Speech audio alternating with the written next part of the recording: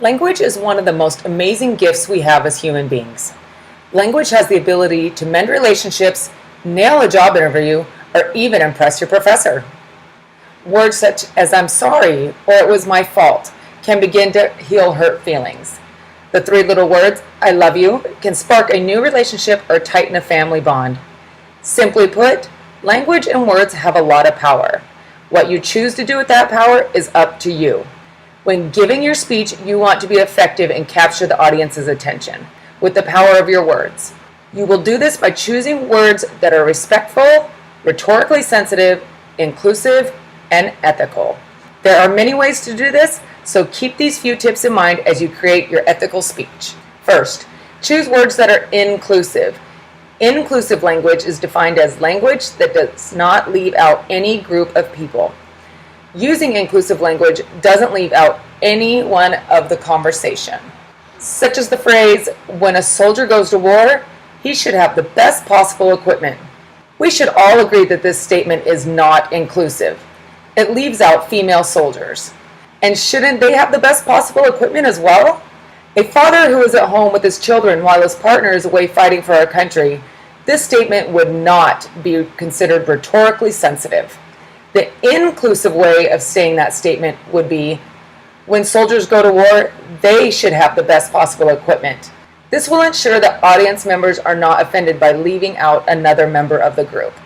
Another tip, avoid using masculine language when referring to both genders. A great example of this is saying, "you guys." For example, you walk up to your friends and you say, "Hey, what's up, guys?" The females will likely be offended that you're referring to them as male. Therefore, I would encourage you to use words that are inclusive, such as y'all, everyone, or folks. The English language has deep masculine roots, and the majority of society will still say phrases that do not include both genders.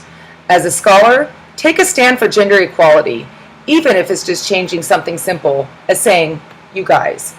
When giving an ethical speech, avoid generalizing and stereotyping groups of people.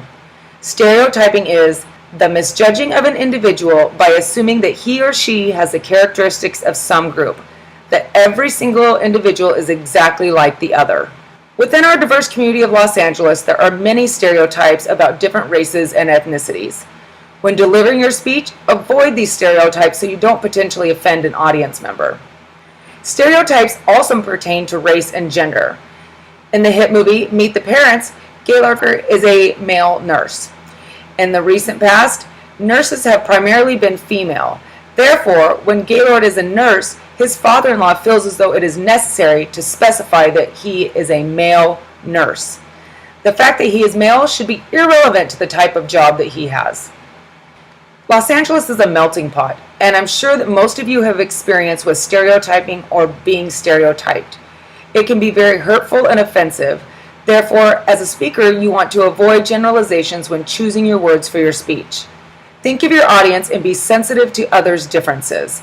This will increase your credibility and lessen the chance that someone will be offended. Remember, choose your words carefully and wisely. And in the words of Porky Pig, that's all, folks.